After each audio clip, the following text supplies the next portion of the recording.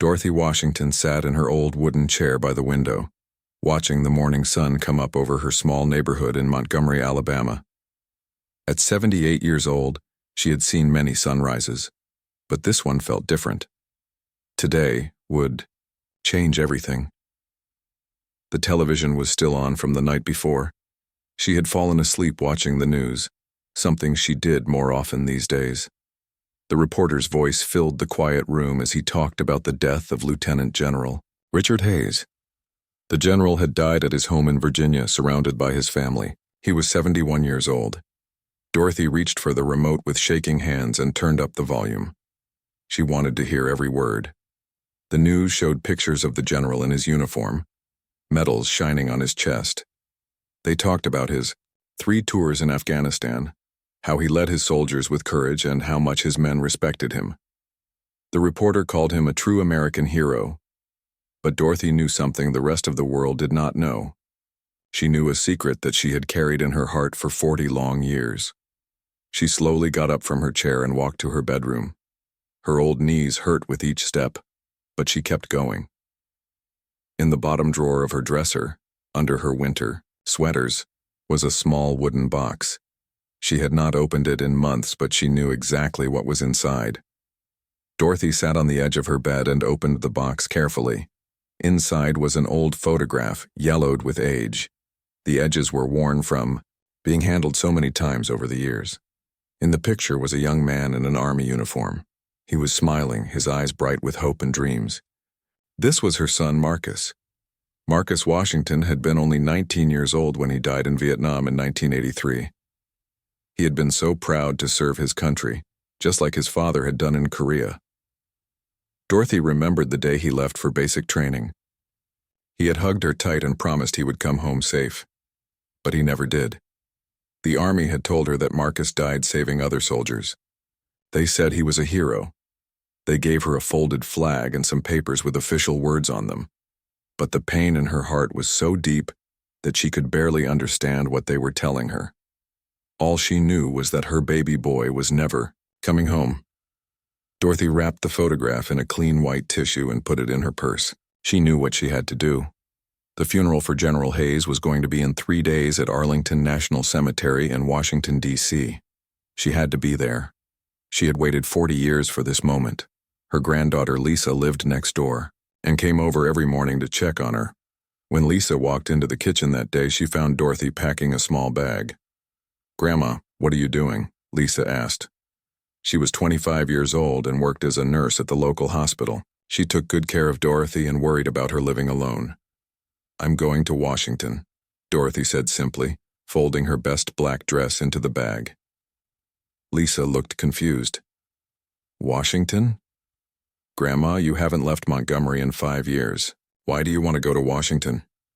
Dorothy stopped packing and looked at her granddaughter. Lisa had Marcus's eyes, the same warm brown eyes that had looked at Dorothy with so much love. But how could she explain something that she had never told anyone? How could she make Lisa understand? "There's a funeral I need to go to," Dorothy said quietly. "Whose funeral? Do we know someone in Washington?" Dorothy sat down at her kitchen table. Her hands were folded in her lap, and she looked very tired suddenly. "It's the general, the one on the news, General Hayes." Lisa sat down across from her grandmother. "Grandma, did you know this general?" Dorothy was quiet for a long time. Then she reached into her purse and took out the wrapped photograph. She unwrapped it carefully and placed it on the table between them. "This general knew your Uncle Marcus," Dorothy said softly. Lisa had heard stories about her Uncle Marcus all her life. She knew he had died in the war before she was born. She knew her grandmother still cried sometimes when she talked about him. But she had never heard about any general. "How did they know each other?" Lisa asked gently. Dorothy's eyes filled with tears, but her voice stayed strong. "Marcus saved his life. The general was just a young captain then. Marcus threw himself on a grenade to save the captain and 3 other soldiers. My baby died so that man could live." Lisa reached across the table and took her grandmother's hand. "Grandma, why didn't you ever tell me this?" "Because it hurt too much to talk about. and because I never knew what happened to that captain after the war. I lost the papers the Army gave me when we moved from the old house. I couldn't remember his name exactly, but when I saw him on the news, I recognized his face. He looks older now, but I remember those eyes. I've been carrying this picture and thinking about that young captain for 40 years. Lisa looked at the photograph of her uncle. He looked so young, so full of life. Grandma, are you sure it's the same person? Dorothy nodded. I'm sure. I wrote to the Army many times over the years, trying to find out what happened to the soldiers Marcus saved. But they said the records were lost or damaged. They couldn't help me. So I just prayed that those boys got to live good lives because of what my Marcus did. But Grandma, you can't just go to Washington by yourself. You're not strong enough for such a long trip. Dorothy stood up and continued packing her bag. I've been strong enough to live 40 years without my son. I think I can be strong enough to go say goodbye to the man he died for. Lisa tried to talk her grandmother out of the trip. She said it was too far. She said Dorothy was too old. She said they didn't even know if Dorothy would be allowed at the funeral. But Dorothy had made up her mind.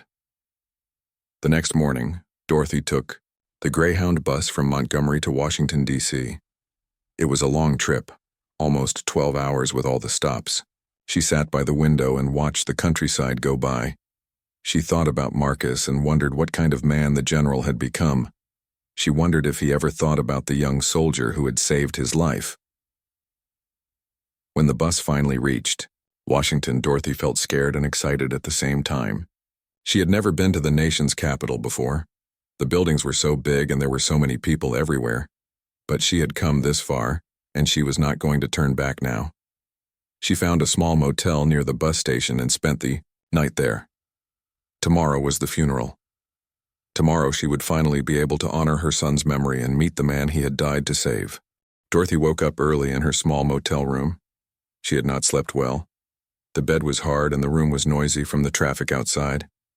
But more than that, her heart was beating fast with nervousness about what she was going to do today. She put on her best black dress, the one she wore to church on special Sundays. It was old but clean and pressed. She looked at herself in the small mirror above the dresser. Her gray hair was neat, and she wore the small pearl earrings that had belonged to her mother. She wanted to look respectful for the general's funeral. Dorothy ate a small breakfast at a diner near the motel. The coffee was weak and the toast was cold, but she was too nervous to eat much anyway. She kept checking her purse to make sure Marcus's photograph was still there, wrapped safely in the white tissue. The taxi ride to Arlington National Cemetery took 30 minutes through the busy Washington traffic. Dorothy watched out the window as they passed important buildings and monuments. She had seen these places on television, but being here in person made her feel small and out of place. When the taxi stopped at the cemetery gates, Dorothy paid the driver with money she had been saving for months. She got out slowly, using her wooden cane to steady herself. The cemetery was bigger than she had imagined. There were white headstones as far as she could see, row after row of them, marking the graves of soldiers who had died for their country. Near the main entrance, Dorothy could see that something big was happening. There were black cars everywhere and men in dark suits talking into small radios. Police officers stood at different spots watching everyone who came and went. She had never seen so much security in her life. Dorothy walked toward the entrance, moving slowly because of her age and her cane. She could see a group of people in military uniforms standing near the gates. Some were checking papers and others were directing the important-looking people where to go. As she got closer, Dorothy noticed how different she looked from everyone else. The other people attending the funeral were wearing expensive clothes and arrived in fancy cars. Many of the men wore military uniforms with lots of medals. The women wore designer dresses and carried expensive purses. Dorothy felt very out of place in her simple black dress and old shoes. A young soldier in uniform noticed Dorothy approaching the gate. He was tall and serious-looking, with short brown hair and kind eyes. His name tag said Brown, and he had Sergeant stripes on his sleeve. "Excuse me, ma'am," Sergeant Kevin Brown said politely. "Are you here for the general's funeral?" Yes, I am, Dorothy answered, her voice quiet, but clear. May I see your invitation or your identification, please? Dorothy opened her small black purse and looked inside. She had her driver's license, a few dollars, some tissues, and the wrapped photograph of Marcus. But she did not have any invitation or special papers. I don't have an invitation, she said honestly. But I need to be here. I have to attend this funeral. Sergeant Brown looked uncomfortable. He had been given very clear instructions about who could enter the cemetery for the funeral. Only family members, high-ranking military officers, government officials, and people with special invitations were allowed inside. I'm sorry, ma'am, but I can't let you in without proper authorization. This is a private funeral with very tight security. Dorothy felt her heart sink, but she tried again. Please, you don't understand. I have a very important reason to be here. My son saved the general's life in Vietnam. I need to pay my respects. Other people were starting to notice the conversation. A group of officers walked past, looking at Dorothy with curiosity. She felt embarrassed but stood her ground. Ma'am, I understand this might be important to you, but I have my orders. Without proper documentation, I cannot allow you to enter. Dorothy's hands began to shake slightly. She had come so far and waited so long for this moment.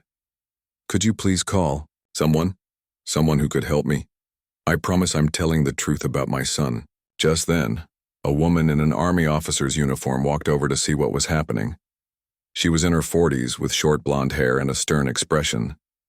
Her uniform had colonel's eagles on it, and she walked like someone used to being in charge. What seems to be the problem here, Sergeant? Colonel Patricia Miller asked. Sergeant Brown stood straighter when he saw the colonel. Ma'am, this lady wants to attend the funeral, but she doesn't have an invitation or proper credentials. Colonel Miller looked at Dorothy with tired eyes. She had been working for weeks to organize this funeral, and everything had to be perfect. The last thing she needed was problems at the gate. Ma'am, the colonel said to Dorothy, I'm sure you understand that this is a very high security event. We can only allow authorized personnel inside the cemetery today. Dorothy looked up at the colonel, trying to stay calm even though she felt like crying. My son died saving General Hayes in Vietnam 40 years ago. I just want to say goodbye to the man my boy died for. Colonel Miller had heard many stories from people trying to get into military events. Some were true, but many were not. She did not have time to check every story, and her job was to keep the funeral secure and organized. I'm sorry for your loss, ma'am, but I cannot make exceptions without proper verification. There are procedures that must be followed. Dorothy felt the tears starting to come, but she fought them back. She had promised herself she would be strong today, no matter what happened. Please, she said one more time. I have his picture right here. I can show you. But Colonel Miller was already walking away, giving instructions to the other security personnel. She called back over her shoulder. You can watch the ceremony from outside the gates with the other observers, but you cannot enter the restricted area. More people were arriving for the funeral now. Dorothy watched as they showed their invitations and walked easily through the gates. Some were old generals with chests full of medals. Others were politicians she recognized from television. All of them belonged here more than she did, or so it seemed. Dorothy stood alone by the gate, feeling smaller and more invisible with each passing minute. She clutched her purse tighter, feeling Marcus's photograph inside. She had traveled hundreds of miles and spent money she could barely afford, but now she was being turned away like she did not matter. Sergeant Brown felt bad about the situation, but he had his orders. Ma'am, I'm truly sorry. Is there someone you could call? Maybe someone who could verify your story? Dorothy shook her head sadly. There was no one to call. The army records were lost. The other soldiers who might have known Marcus were probably dead or scattered across the country. She was just an old woman, with an old photograph and a story that no one wanted to hear. As she stood there, watching all the important people go, inside while she remained outside, Dorothy wondered if she had made a terrible mistake in coming here. Dorothy stood outside the cemetery gates, watching through the iron bars as more and more people went inside. Her feet hurt from standing so long, and her heart felt heavy with disappointment. She had come so far, but it seemed like her journey was going to end right here at these gates. The morning sun was getting warmer, and Dorothy felt tired. She thought about finding a bench somewhere to sit down, but she could not bring herself to leave. Not yet. Something inside her said to wait, just a little longer. Cars kept arriving at the cemetery entrance. Most were black and expensive looking. Dorothy watched as important people got out of these cars, showed their papers to the guards, and walked through the gates like it was the easiest thing in the world. She wished she could be one of them, just for today. Then something different happened. 3 long black cars came down the road, moving slower than the others. These cars had small flags on them, and police motorcycles rode in front and behind them. Even from where she stood, Dorothy could tell that someone very important was inside these cars. The cars stopped near the main entrance, and several soldiers in dress uniforms rushed forward. Dorothy watched as they opened the door of the middle car. A tall man in a military uniform stepped out. Even from a distance, she could see that his uniform was covered with ribbons and medals. The other soldiers around him stood straighter and saluted when they saw him. This was clearly a very high-ranking general, maybe one of the most important military men in the country. Dorothy had seen men like this on television during important ceremonies, but never in person. General William Carter was 72 years old and had served his country for almost 50 years. He had 4 stars on his uniform, which meant he was one of the most powerful generals in the entire army. He had been a close friend of General Hayes for more than 20 years, and Hayes's death had hit him hard. As General Carter walked toward the entrance, he noticed the small crowd of people gathered outside the gates. These were mostly curious onlookers who had come to see the funeral from a distance. But one person caught his eye immediately. There was an elderly black woman standing alone by the gate, leaning on a cane. She was dressed simply but neatly in a black dress, and she was holding a small purse close to her chest. What struck General Carter was not just her appearance, but the way she carried herself. Despite being turned away from the funeral, she stood with dignity and quiet strength. General Carter had seen that kind of strength before, in the families of fallen soldiers. There was something about this woman that reminded him of the mothers and wives he had met over the years, women who had lost their sons and husbands in war, but still carried themselves with grace and honor. He stopped walking and turned to his aide, a young major who always traveled with him. "Major, I want to speak to that woman by the gate." The major looked confused. "Sir, which woman?" "The elderly lady standing alone. She looks like she should be inside with the rest of us." General Carter walked over to where Dorothy was standing. As he got closer, the other security personnel noticed him and immediately came to attention. Sergeant Brown snapped to a perfect salute, and Colonel Miller hurried over from where she had been checking other people's credentials. "General Carter, sir," Colonel Miller said quickly. "Is there anything you need?" But General Carter was looking at Dorothy, who had turned to see what all the commotion was about. When she saw the 4-star general walking toward her, she felt nervous but stood as straight as her old back would allow. "Ma'am," General Carter said to Dorothy, his voice kind but strong. "I'm General Carter. I noticed you standing here alone. Are you trying to attend General Hayes's funeral?" Dorothy nodded, not sure if she should speak to such an important man. "Yes, sir, I am." "And why won't they let you inside?" Before Dorothy could answer, Colonel Miller stepped forward. "Sir, this woman doesn't have proper authorization to attend the funeral. She claims to have some connection to General Hayes, but she has no documentation to prove it." General Carter held up his hand to silence the colonel. He kept his eyes on Dorothy. "Ma'am, what is your connection to General Hayes?"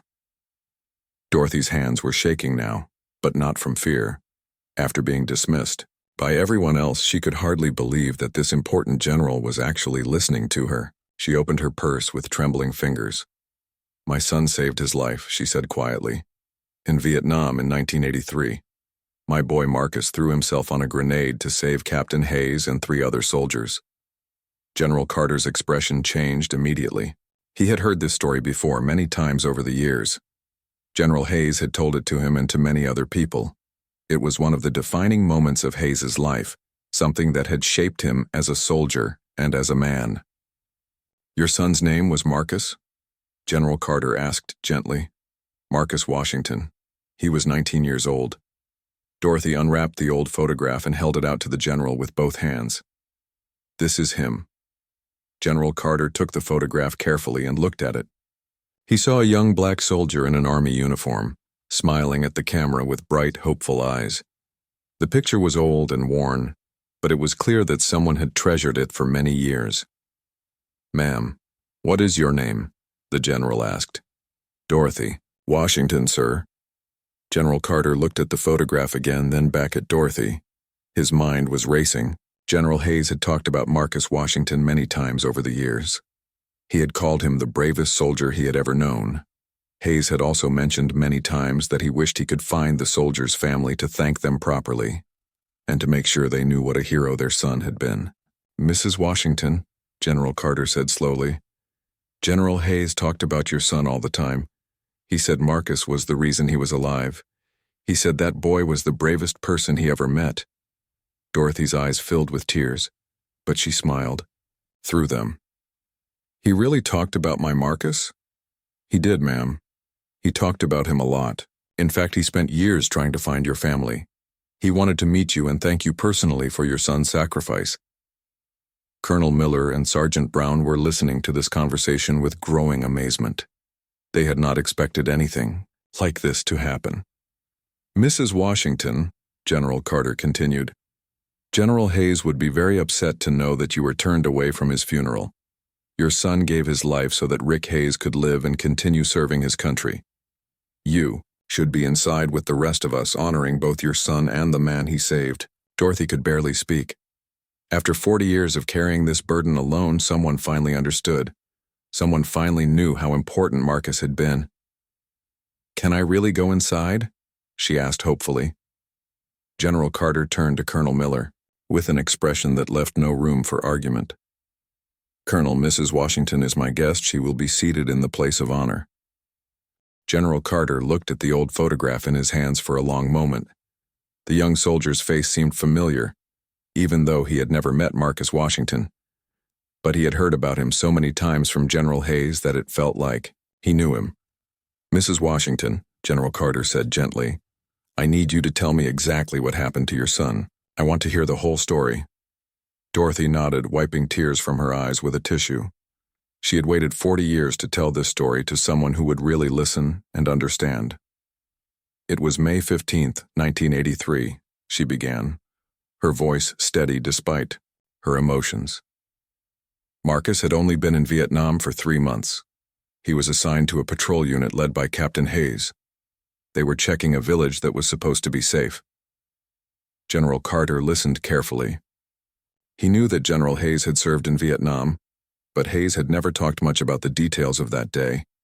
It was clearly too painful for him to discuss, even with his closest friends. The patrol was walking through the village when they were attacked, Dorothy continued. The enemy had set a trap. They started shooting from the buildings and then someone threw a grenade at the soldiers.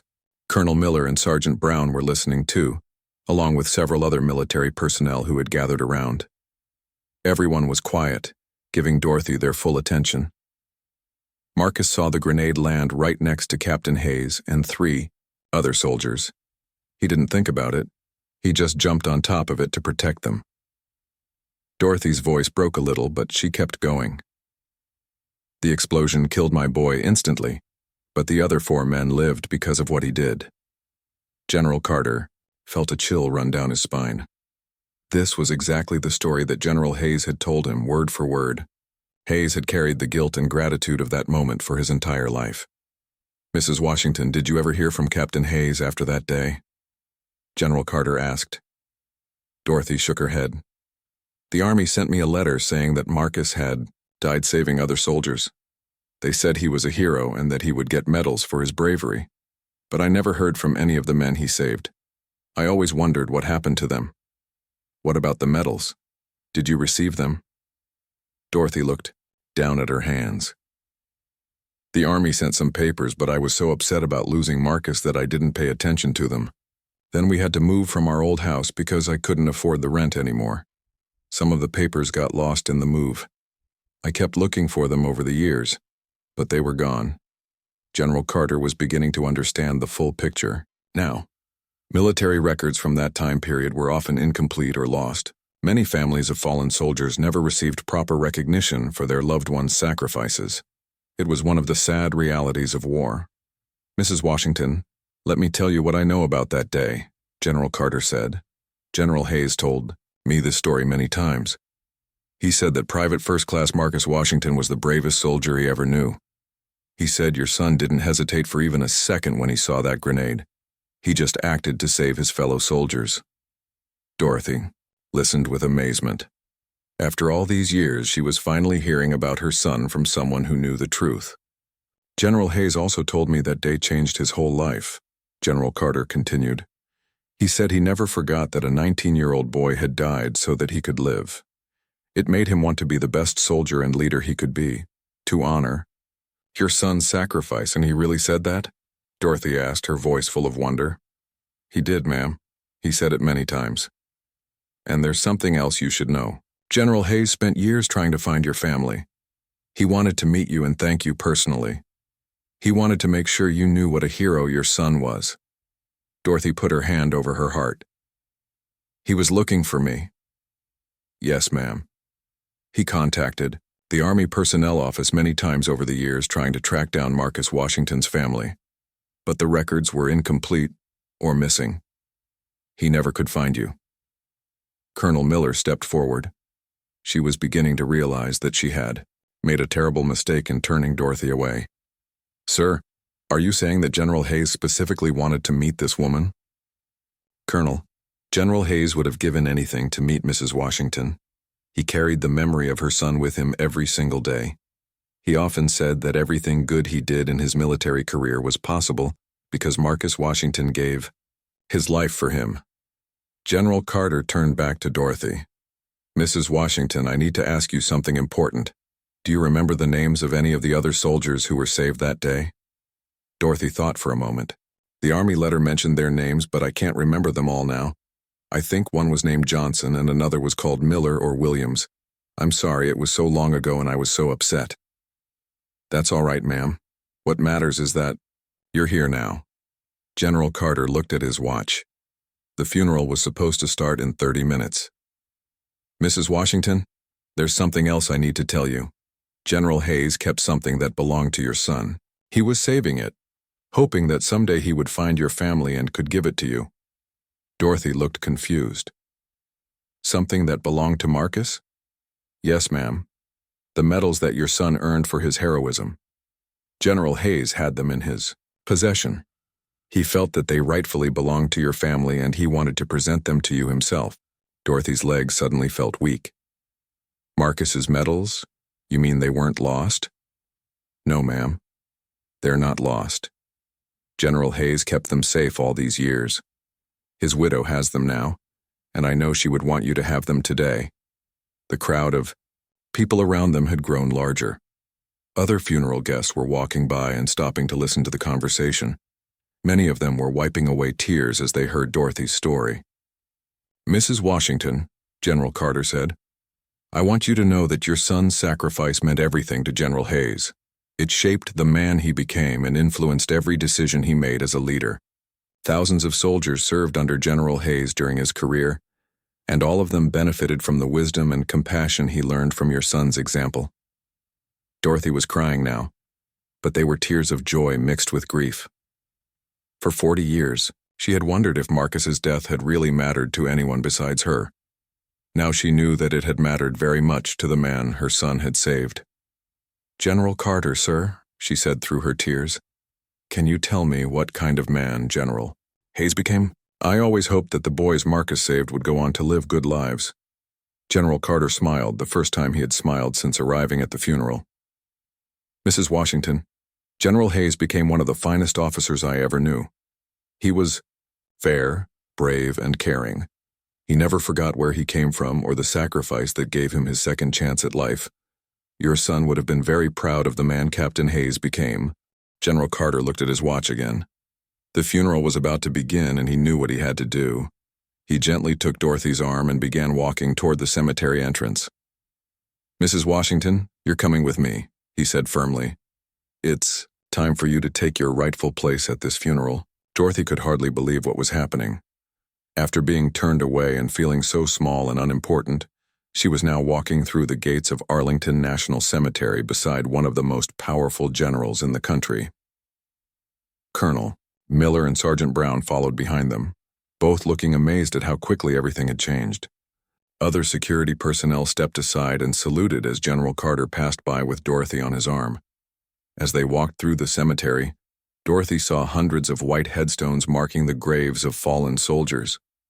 Each stone represented someone's son, father, brother, or husband who had died serving their country.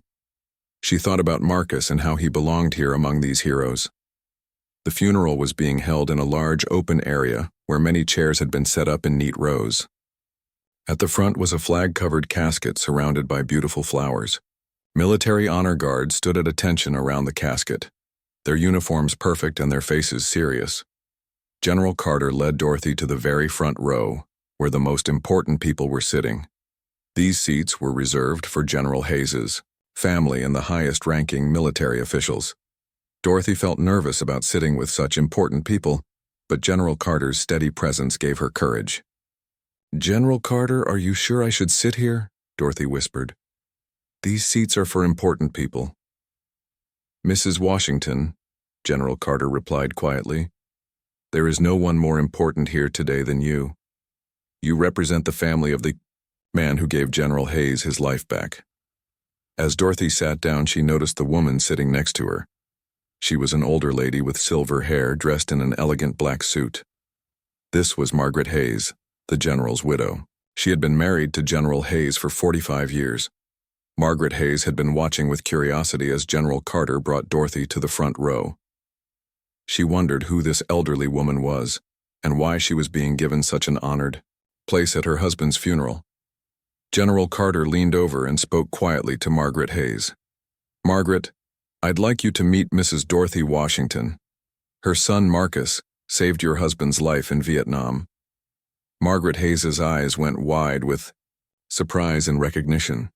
She had heard her husband talk about Marcus Washington countless times over the years. She knew how much that young soldier's sacrifice had meant to her husband. "Oh my goodness," Margaret whispered, taking Dorothy's hands in hers. "You're Marcus's mother. Rick talked about your son all the time. He never stopped looking for you." Dorothy felt overwhelmed by the kindness in Margaret's voice. "He really talked about my Marcus?" "All the time," Margaret said with tears in her eyes. "He said Marcus was the reason he was able to come home and meet me, the reason we could have our children and grandchildren. Your son gave us our whole life together." As the two women talked quietly, the funeral ceremony began. A military chaplain spoke about General Hayes's life and service. He talked about the general's courage in battle, his leadership skills, and his dedication to his soldiers. But General Carter knew there was something missing from the ceremony. There was a story that needed to be told, a debt that needed to be acknowledged. When the chaplain finished speaking, General Carter stood up and walked to the podium. "Ladies and gentlemen," General Carter began, his voice strong and clear. "Before we lay General Hayes to rest, there is something important that needs to be said." The crowd of hundreds of people grew quiet, wondering what the four-star general was going to say. General Hayes often talked about the moment that changed his life forever. It happened in Vietnam in 1983, when he was a young captain leading a patrol. That day, a 19-year-old soldier named Private First Class Marcus Washington gave his life to save General Hayes and 3 other soldiers. Dorothy felt her heart pounding as she listened to General Carter tell Marcus's story to all these important people. Marcus Washington threw himself on a grenade to protect his fellow soldiers. He died instantly, but his sacrifice allowed General Hayes to live and continue serving his country for another 40 years. General Carter paused and looked directly at Dorothy. "Today, we have the honor of having Marcus's mother, Mrs. Dorothy Washington, with us. She has traveled from Alabama to pay her respects to the man her son died to save." Everyone in the crowd turned to look at Dorothy. She felt embarrassed by all the attention, but she also felt proud of her son and what he had done. General Hayes spent decades trying to find Mrs. Washington's family, General Carter continued. He wanted to thank them personally and to make sure they knew what a hero Marcus was. Today, we can finally fulfill that wish. General Carter reached into his jacket and pulled out a small wooden box. He had gotten it from Margaret Hayes just moments before the ceremony began. "Mrs. Washington, would you please come forward?" Dorothy stood up slowly, using her cane for support. Her legs felt shaky, but she walked to the front where General Carter was waiting for her. "Mrs. Washington," General Carter said loudly enough for everyone to hear, "General Hayes kept your son's medals safe for all these years, hoping to give them to you personally. Today, on his behalf, I want to present you with the Bronze Star, the Purple Heart, and the Medal of Valor that your son earned for his heroic actions." Dorothy accepted the box with trembling hands. Inside were 3 beautiful medals, shining like new. Each one represented her son's courage and sacrifice. The entire crowd stood up in respectful silence. Hundreds of military officers, government officials, and family members were all honoring Dorothy and her son's memory. Marcus Washington was a true American hero, General Carter announced. His sacrifice allowed General Hayes to live and serve, which in turn benefited thousands of other soldiers who served under the general's command. Today we honor both men, the general who lived a life worthy of the sacrifice made for him, and the young soldier who made that sacrifice possible. Dorothy held the medals close to her heart. After 40 years of wondering if anyone remembered her son, she now knew that Marcus would never be forgotten.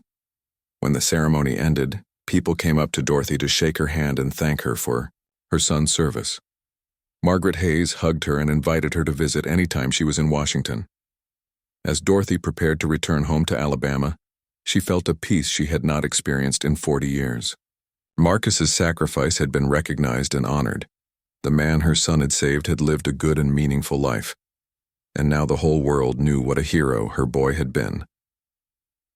The story of Dorothy Washington and her son Marcus spread quickly through military circles and then to the public. It became a powerful reminder that behind every hero's story, there are families who also sacrificed and served their country in their own way.